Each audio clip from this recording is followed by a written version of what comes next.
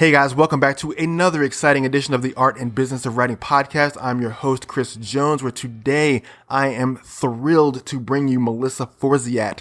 Melissa is a former gymnast turned marketing and event planner at Melissa Forziat Events and Marketing, where she works to help small business owners and nonprofits to develop impactful events and strategic marketing plans.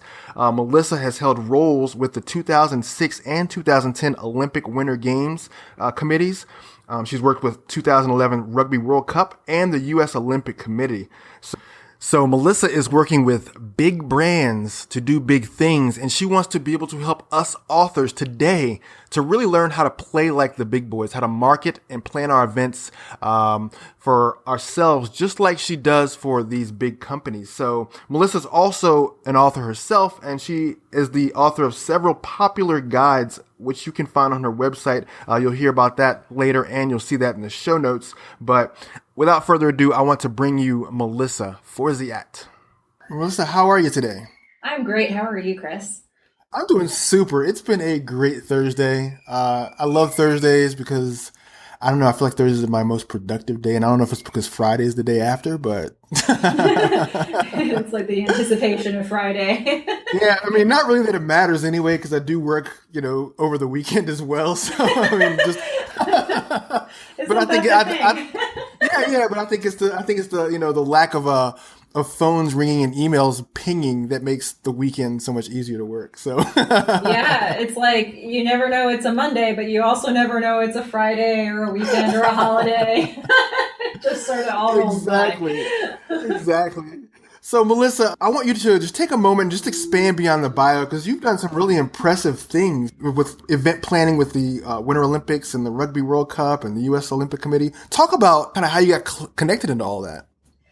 Right. So I started out as a gymnast. I was a gymnast for 18 years, and from age 4 to age 22. And that is the type of sport that you spend so much time doing. And by the time you hit your upper teens, when you're a woman, by the time you hit your upper teens, you're pretty much toast. Like, you can't really do it anymore. Your body is hurting, and you kind of need to start thinking about your exit strategy. And yet it's so much a part of your life. It's something that you identify with. So for me, the way to continue sport without actually doing it was to go into the administrative side of it. And there were a couple of options for that, and it's a bit of a long story, but I ended up starting to do international sport events such as Olympic Winter Games, Rugby World Cups. I worked with the U.S. Olympic Committee for a couple of years, and it was just really an avenue for me to continue the sport that I loved without continuing the sport that I loved. So I started out doing those events, and I was getting these skill sets, working with the biggest brands in the world and planning the event management for particular clients, making sure that they were taken care of in the context of the overall event. So I got these skill sets in event management, but also in understanding how to frame your brand, how to be a brand ambassador, and how to sort of make the most of your message. And I was in that space for quite a few years. And in the last 5 years, I started my own business where I could teach business owners and people of all walks of life, usually those who don't have a lot of resources to spend, teaching them how to take their brands and their messages and get the most out of it in whatever type of marketing or event that they're doing. That's great that you were able to stay plugged in on a high level. Now you're able to bring that down and give it to the people who are, small business owners. Yeah, I found that in, when you're working with an Olympic Winter Games, for example, it's such a big process, and there are thousands of people, tens of thousands of people involved in implementing the event.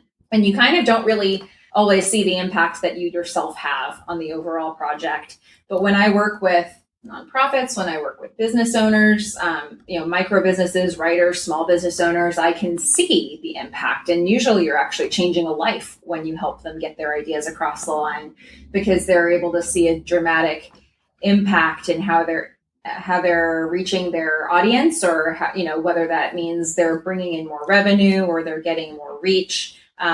it changes how they operate and how their business works. Now, our audience is authors and writers, and one of the big things for them is being able to get out and actually build a strategy around their product, which is their book. How does that start for someone who says, okay, I've just finished my book, or I'm in the process of writing this book, which is when you probably should start your marketing. What do I need to do to really jumpstart this thing and get people excited about my book? Yeah, so this is an interesting one for writers and really anybody who's doing creative work, because as a marketer, I believe that having a strategy early on is the best possible thing that you can do.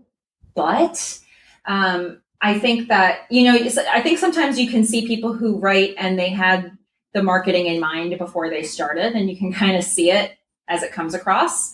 And there are other people who I think totally give themselves over to the creative process and they think about the marketing later. And I appreciate that there's both of those sides of that coin, and that different writers would have a different need. I, for example, do the writing that I do. I do a blog every week, and it's a marketing tip, and it's something that I am very intentional about. I don't sit down at my computer and think, what would I like to write about today? I think about what people are going to be asking, what kind of knowledge they're going to need. And so I start with marketing as my basis. And I let that guide my writing and my topic. But I think a lot of people probably start the other way, and they want to make sure that they have the ability to be more creative than that. So depending on where you started, when you're finished with your product, if you haven't already, I believe that's a really important time to start thinking about the strategy of where that material goes and who it's meant for. Understanding the type of people who would want to read the thing that you wrote is paramount in order to be able to get it into their hands. So if you hadn't thought about it before, then immediately after, you really need to be thinking, who is this material going to resonate with, and how do I get it in front of them? And that's really what marketing is all about. Right. So let's assume that an author has done the process where they've figured out who I want to target. I know where I want my books to go. I've got everything written. Now I've got to figure out how to launch this thing. From an event and a launch standpoint, what goes into making that successful, and just kind of walk back from launch date to conception of the event?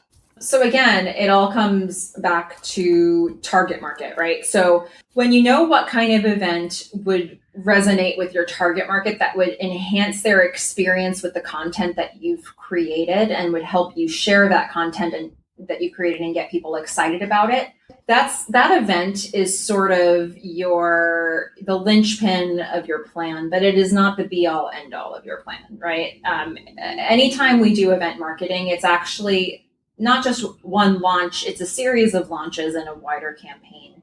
So, you kind of use that as one concrete point on that overall timeline that you're creating. And the beginning of your timeline being this moment in time right now while you're thinking of it. And it's important to know that there are many points still to be mapped out on that timeline. There are points in between right now. And when the event happens, there are things that you can do pre-launch, raising awareness and excitement for the event that you're doing, getting people interested in the material, sharing it in whatever methods allow you to reach your audience that will help you display your content to its fullest or tease it to its fullest. But there's also a whole timeline after your launch event.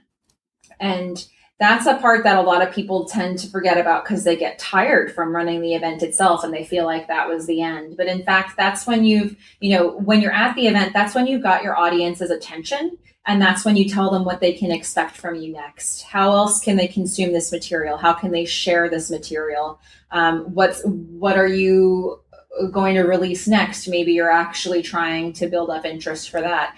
So I think the first thing to understand is what that overall timeline looks like, and understand that the event that you're planning is not the only thing on that timeline. You have so many moments in between and after that you can face your audience and tell them build excitement about what it is that you're doing.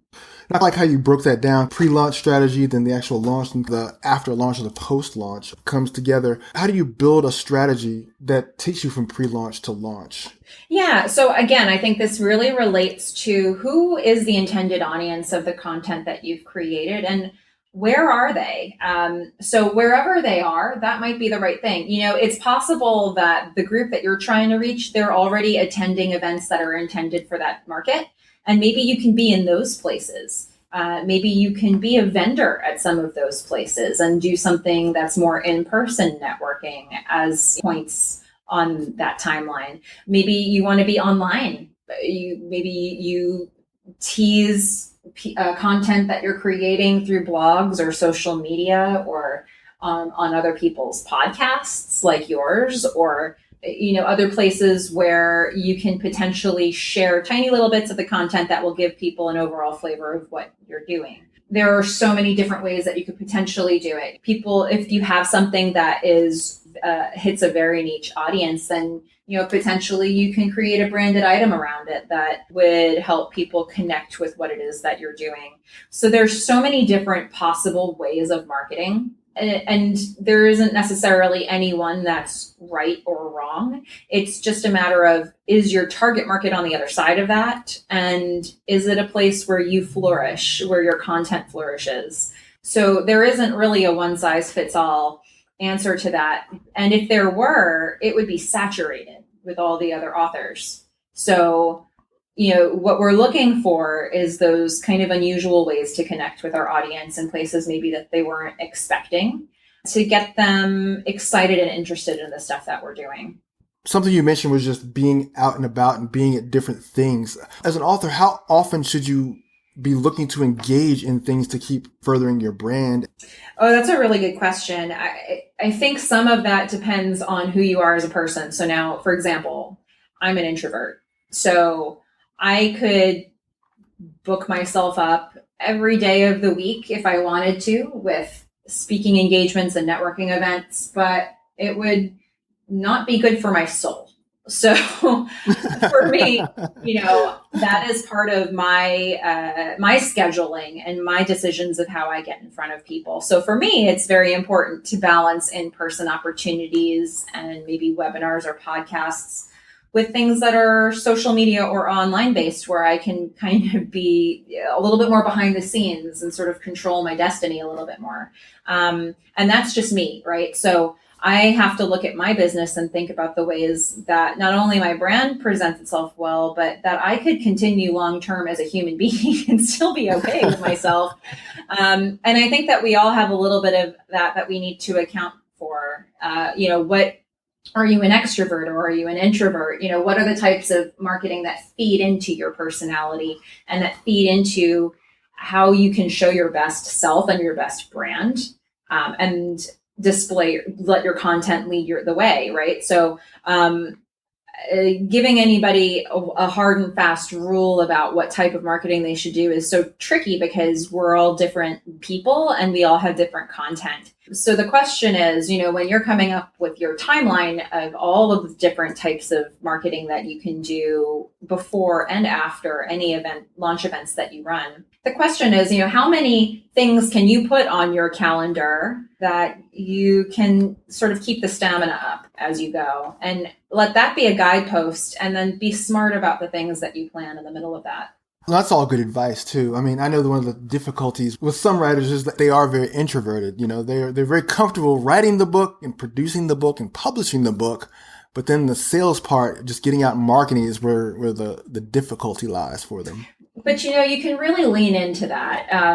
Just because you're an introvert does not mean you can't be a good marketer. In fact, I am going to propose that you're an even better marketer because of it. Because introverts tend to develop really strong relationships, maybe a smaller volume of them, but the ones that they build and they go really deep with it, right? So that's the exact thing that you want to do for your marketing. You want to build really strong relationships. And although you want to get your books out or, your content out to a wide audience, you can build strong relationships with people who can refer your content out and help share your content. So if you're smart and strategic about where you go to build your connections and lean into the fact that you're probably not going to make as many connections, but go really deep with the ones you do make, you can get a lot more out of that.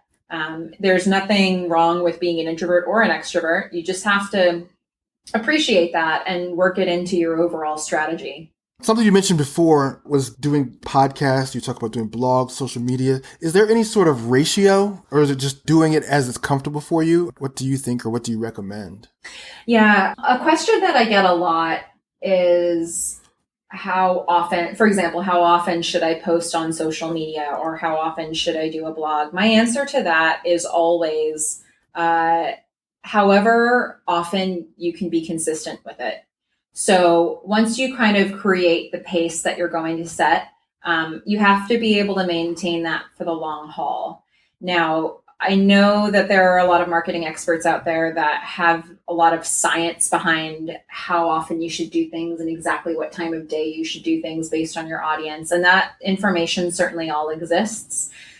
But I come from the school of thought myself that we have to live our lives. We have to do our writing. We have to work our businesses. And you can't spend every second of every day marketing, right? So sometimes you have to work in the other stuff that your business is actually about. And it's not necessarily realistic. You know, I see a lot of, for a while, I was seeing a lot of information from marketers about, okay, you have to post 8 times a day on Facebook. And then people are sitting there scratching their heads thinking, how will I possibly come up with that many posts to do a day? And who even cares? And how am I going to be online all the time doing this? If you end up becoming a slave to it, it's probably not the right strategy, right? So it has to be something that you can maintain long term. Now, the flip side of that is that I'm a big believer that if you've got more time to spend it engaging with people in some way. Right. So, for example, for me on social media, I spend a lot of time on Facebook, but I spend far more time going to other people's pages and engaging with their pages than I do posting on my own. Way more time. And I've found that that's allowed me to create great relationships on that platform. And so anytime I do post, all those people are coming to visit me and engage with my post.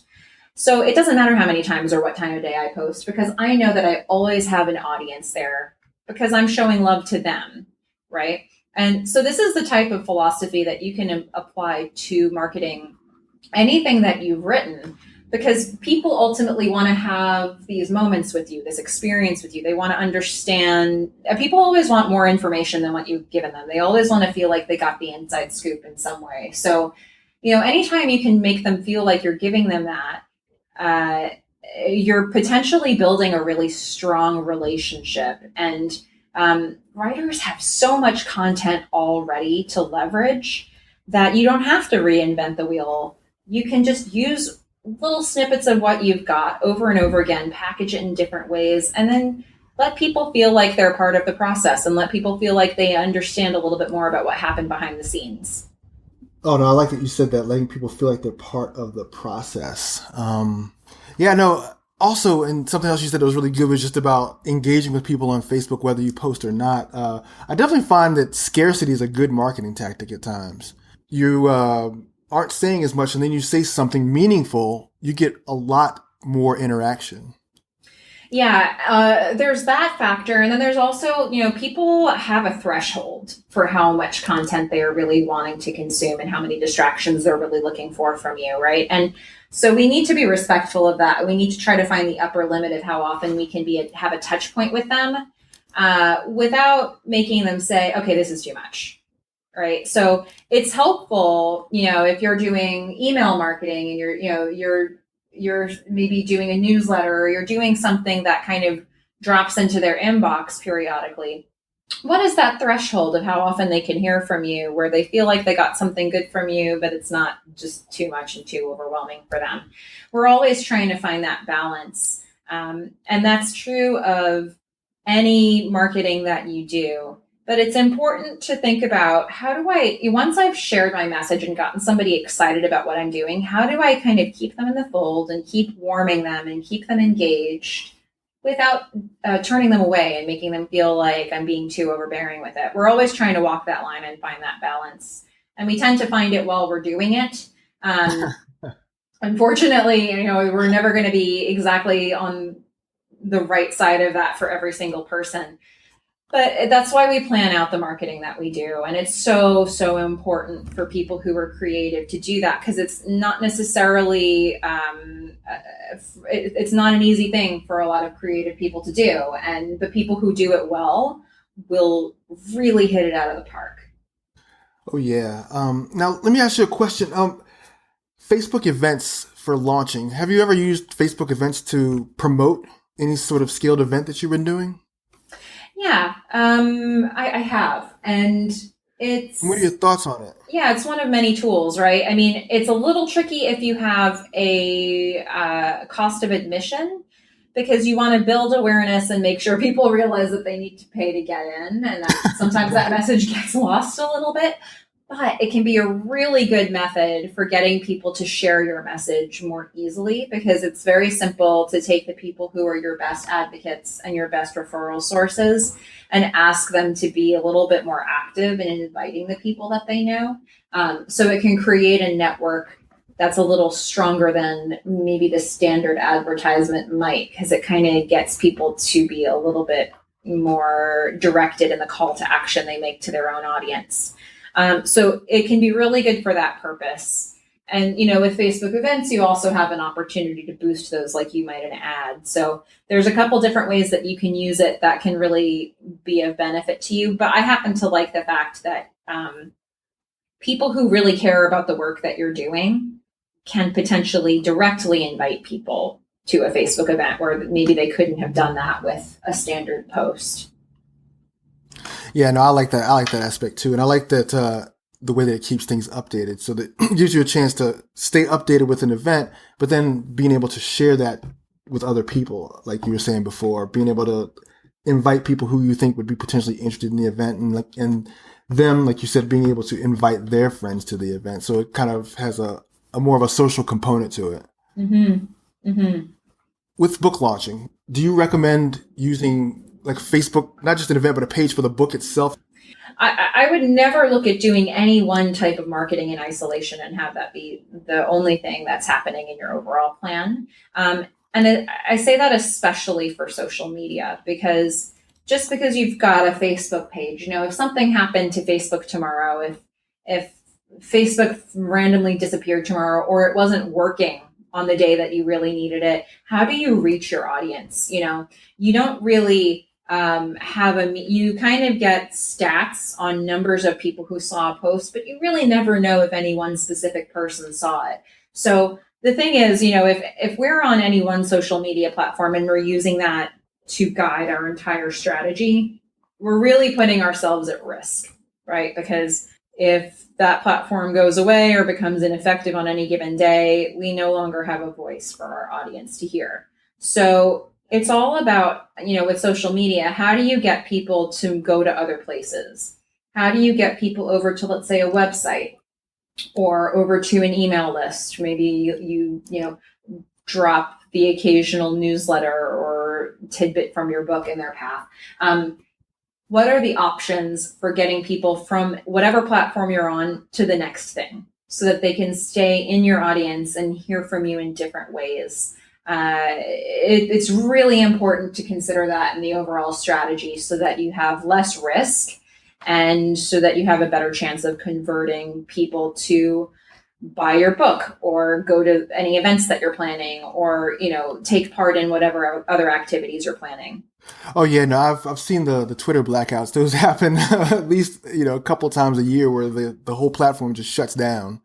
Yeah, so. And you know what? Actually, I have a very strong Facebook community. On my page, there are a lot of business owners who engage with each other and with me on my Facebook page. And every now and then, something will happen. Facebook will change something in the background, and there'll be, things will be working a little strangely or not at all on a particular day. And I will get a series of panicked messages from people. Like, I have this thing I'm supposed to be doing. Doesn't Facebook know? What do I do? And they're like sending, angry messages to Facebook customer service and getting no response. And it's like, well, hopefully that wasn't your only option, right? And you learn the hard way that you need more than one tool. But it's an important lesson to learn because, any platform could go away. It just could, even if it seems really robust now. I've worked with a number of clients who are business owners who are really far along in their businesses. They've been in business for decades, but maybe all the marketing they were doing was on the Yellow Pages. I've been getting this a lot recently, actually. And they didn't keep with the times and realized they needed to diversify their marketing. And suddenly the Yellow Pages is not a thing the way it used to be. And, suddenly, even though they've been in business for a long, long time, they're not seeing the influx of new clients that they want to. And they don't know where to go next because they haven't kept their eye on the different tools and where their target market went. So it's always important for us to diversify and be aware of all the places where our target market exists and try to reach them in as many of those places as we have the time to do, the time to do well. And it gives you that little extra bit of security you need to know that you're going to be able to keep your audience warm over time until you're ready to do something that requires them to get involved. Yeah, no, it's very true. Yeah, it's funny because I still get delivered the Yellow Pages. I have no idea why. I haven't used the Yellow Pages. I haven't used the Yellow Pages in like 15 years at least. I know it has to be. Maybe more. I don't know. They're doing it just because the advertisers are paying and they need to get it out there. I suppose so. And I feel horrible. Like, God, I got to recycle this again, Yeah, unfortunately, that's what ends up happening with it. I mean, I literally cannot remember the last time I opened up the Yellow Pages, and there are people who are investing money in me doing that. And, oh, well, that's money that basically went down the drain. So, it's important. It's not the easiest thing when you are in a creative pursuit and you've got content that you believe in, that you feel strongly about, and that you created because it was something you were inspired to do. But at some point, you then need to sit down and say, who wants to read this? Where are those people? How do I connect with them? And as many of those things that you can do those things. And that will be the key to success. What are some great offline marketing things that you can do when you're ready to launch, your book? What are some things that you would recommend? Yeah. Well, the first thing that I want to do on this is I actually want to mention that I wrote a free ebook called Small Business Marketing on a Budget. And I know that this is a community of writers that we're talking to, but it still completely works for you. The ebook outlines 10 different types of marketing that you can potentially do for your business, and only the last 3 of them are online. So that leaves 7 that you can do for no or low cost. And usually you have to invest time instead of money for those types of things. But, some of the things that you'll see in that list are, number one, like working the connections you already got. Who's in your list of friends and family? Who are your contacts that you've already got? Making a list of those people, figuring out how well you know them, and coming up with a pitch specifically to them to find a way to get them involved in the things that you're doing and help you share your message. Another one that I absolutely love that can be really great for writers is partnership marketing, linking up with other creatives, other businesses, and finding new ways to share the content you've got, and new ways to leverage each other's audiences. Partnership marketing can be an awesome way for businesses and freelancers and writers to exponentially increase their audience without exponentially increasing the budget that they put into reaching the audience. So those are a couple right off the top that I happen to really like. But if you're interested in exploring the gamut, then I definitely recommend, on my website, there's a free ebook that you can just download that will just give you ideas on some of the options that are available to you. Online marketing is not the only solution. It can be a really good solution, but it is not the only solution that we have. Yeah, no, and it's great to combine the two, just the online and the offline, because you definitely extend your reach by far. Mm-hmm. And I find too that, online is great for getting to a high volume of people in places that you might not have been able to get to yourself. But, I have noticed that I tend to do a lot of speaking engagements and webinars and podcasts, and I do a lot of online marketing. And I always get the best conversions of my own services from speaking engagements because I was there in person talking to people face to face, answering questions. And you really, that quality time that you get really translates. So it's nice to have complementary options in your overall strategy. Options where you can potentially meet some people in person, options where maybe you can do some things online to keep your audience warm or sort of start bringing some new people into the fold. So the more of these things that you can do in different categories, the better your overall strategy would be. Now, Melissa, so for authors who like to go to conventions and events and places where they can be vendors, what are some absolute musts in terms of just marketing material that they should have in their booth so that they can extend their reach from that event to pick up either new people to add to their email list or new readers? What do you recommend? Well, I guess it depends on what the audience is, right? In some cases, people will come to these things with one sheets and try to explain what the content is.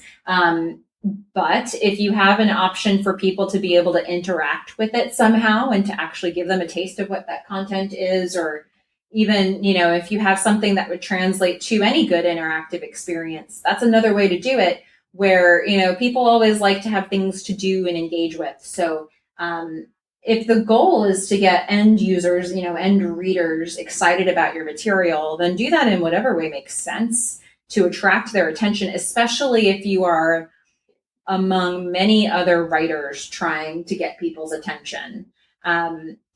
And I always like to say that we always need to think about what the next step is whenever we're talking to a person in this moment, right? So what happens next? What do you want them to do next? What is the next step for them in getting your message? And so when you're in person like that, and you're at maybe a convention and you have potential loyal fans that are just meeting you for the first time, could you potentially add them to a newsletter list or something that will let you reach them more consistently once they're not in front of you anymore? So you always want to think about what's the next step and how do I get these people excited to take it, and try to get as many of those people involved. Because otherwise you leave that event, and a few people kind of remember you as a cool little anecdote about what they did that day, and then they kind of promptly forget about you. So you don't want to have that, right? You want to take all of these moments that you're investing, all this time and all this money in marketing, and you want to translate it into something bigger, and always get people moving through that funnel that you're creating. All right. And I'm glad you mentioned funnels at this point. Now, for the author who just says, this is kind of overwhelming, it's kind of difficult, where do I begin? You have courses on your site, right?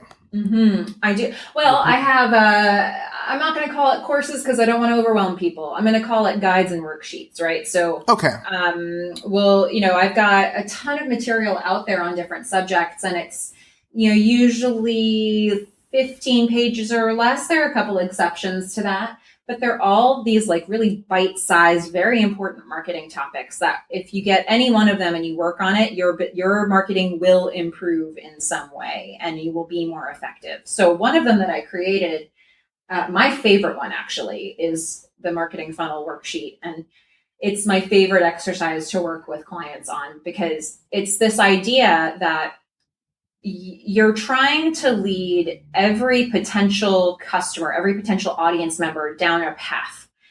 The path starts the moment they first hear about what you're doing. And it ends, well, maybe it never ends, right? But it ends hopefully with them being your best, most loyal advocate, spending as much money as they can with you and referring you to tons of people. So how do you get people from that first point when they first hear about you, wherever they heard about you, all the way up to that end point? what I like to do with different businesses and clients that I work with is to actually chart those paths and say, okay, if somebody first heard about you here, what's the next step and the next step and the next step? How do you get them to move up the ladder with you until you've really grown them to their full potential? So it's a very intentional process. And it's something that means every time you're talking to somebody in any forum, you always know where you want them to go next. What's the next call to action? Because you've already planned it out. And you can bring it up organically in conversation, but you kind of already know if somebody cares about this, then probably they're also going to care about that. And you just kind of keep leading people down that path. And that's one of the exercises, the worksheets that I've got on my site. And any amount of time you spend thinking about that kind of thing will benefit the business side of the writing that you're doing, because it means that you are always growing your leads to their fullest potential. Yeah, no, I love that concept of just using funnel. It's very important. Yeah, and when we don't know the next thing, we're missing opportunities, because there may be people who are really excited about what they just read from us and they'd be totally into doing a testimonial, but we never asked. And so you can't use that. And that's not content that you have at your fingertips, but it could have been. And, so the more thought that you put into it up front to say, how am I going to continue to engage with this particular person? If you can think about that now before that person is in front of you, once they're in front of you, the conversation just flows and you're getting the best possible experience with them. Right. Yeah, because I know so often writers go to different conferences or events, and they've got their their expo table and they're collecting the email addresses. It's just that the importance of following up. Mm-hmm. I think that's something that gets kind of understated, because it's like, now that you've got this email address, what are you going to do with it? And can you talk about just ways that authors can use these emails to follow up, or create sequences to follow up with people so that they have got these fans that stay with them for the long haul? Yeah. Well, the first thing that I want to point out is that it often takes more than one time to follow up with somebody to really have their attention. There's a sales rule, actually. It's a principle called the rule of 7. And it's this idea that it takes at least 7 touches to convert a lead into a sale. And different really big companies will actually have this a little bit more scientific based on the testing that they've done for their own company. So they might then say, okay, after we've had 11 touch points with this customer, then we're going to send the salesperson in to close the deal. And the actual number is not necessarily a hard and fast rule, but it's this principle that it takes more than one time, probably takes more than 2, probably takes more than 3. And the more touch points you have, the better. So if we apply that principle to any of the marketing that you do for the things that you've written, it's this idea that you have to create avenues to keep having touch points with people and keep having follow-up. If you follow up with somebody once and you hear nothing back, that doesn't mean that it's a lost cause. Sometimes it takes time to make it happen. There was a nonprofit client that I worked with that I was trying to encourage them to work with me on developing their sponsorships for a big annual event that they did. And so this one particular year I went to them and we were having a great conversation, and it seemed like they were really interested. And there was like one board member who said no. And the board member said, no, we can do this ourselves. So the client came back to me and they said, you know what, not this year, because we're going to do it ourselves. And I knew that wasn't going to work. But I didn't say that. I just said, good luck with it. The next year around the same time, I went back to that client and I said, hey, how'd it go? And knowing full well that the board, board is really going to recruit all the sponsors that they need. And as expected, the executive director came back to me and said, you know what? We didn't reach those goals. they didn't really lift a finger. And I said, well, I'm still available if you need the help. And now a whole year had gone by, but now they were ready because they knew they couldn't do it themselves. Right. So sometimes we have to plant the seeds and water them a little bit, let them grow. and then we can harvest, right? So, and that in this case, that meant biding my time. In a lot of cases, it means continuing to have touch points. So to answer your question, how can you keep having those touch points? If you have somebody's email address and you have the capacity to start hitting people in volume, create a newsletter, have like a little quote of the week from the book that you wrote, have maybe partner up with another artist and have them create a comic or a graphic depiction of something that you've written every week or every month, just periodically, so that there's something keeping people warm. And then whenever you feel like you've made a really good lead, there's nothing stopping you from thanking somebody for showing up somewhere or saying hello or reminding them of a little conversation you had, or, if some news comes up related to something you talked about, you can always do that one-on-one and have those touch points. But having something that's like an email marketing option for you, such as a newsletter, is a way to sort of keep people warm in volume. And then you can direct them to any things that you're trying to launch, be it on social media or an in-person event or anything like that. So I do tend to recommend that people have a newsletter capability at their access. And it doesn't have to be something that's stressful for you to create, because especially for writers, you've already got so much content. Content is not your issue, right? So you can repackage that a million different ways and make it fresh so that it keeps people interested and teased for the things that you're working on. And eventually, when you're ready to launch something, they're warm and they're ready for you. Oh, no, that's perfect. I just love that when you talked about the rule of 7 and just not to give up when people don't open the first or second or third time or don't interact or don't respond, but just to keep emailing them, because I think you're right. It does come back to full circle. The people that are going to buy will eventually buy. Yeah. And, I think the average person, there's only so many times you can feel like you've been rejected before you just give up, right? And just because somebody hasn't responded to you in the way that you want them to does not mean you've been rejected.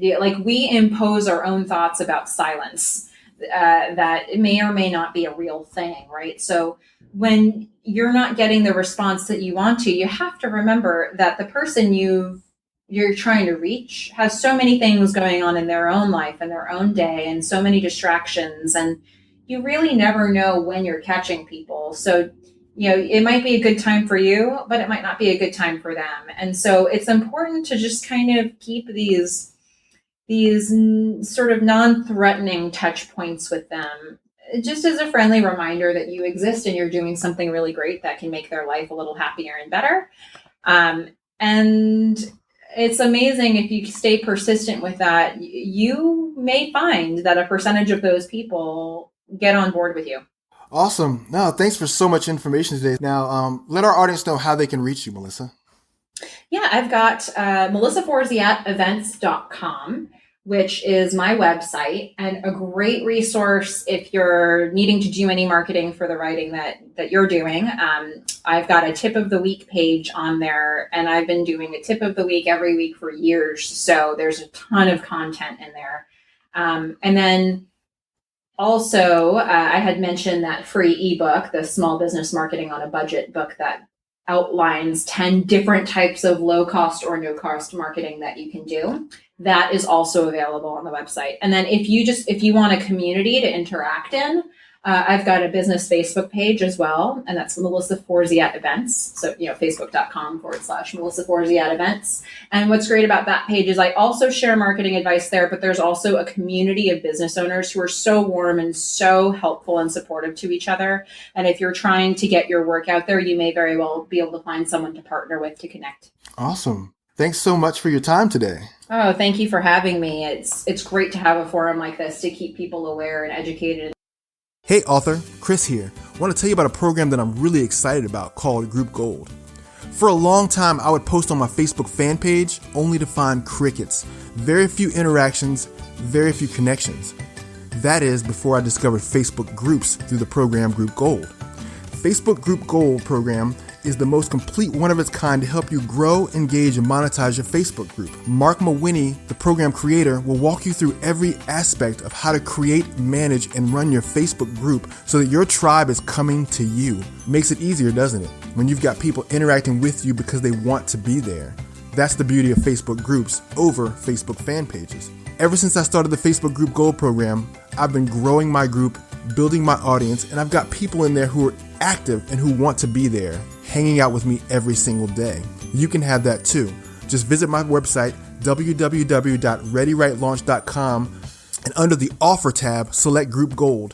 Then you can see for yourself the magic of Facebook groups.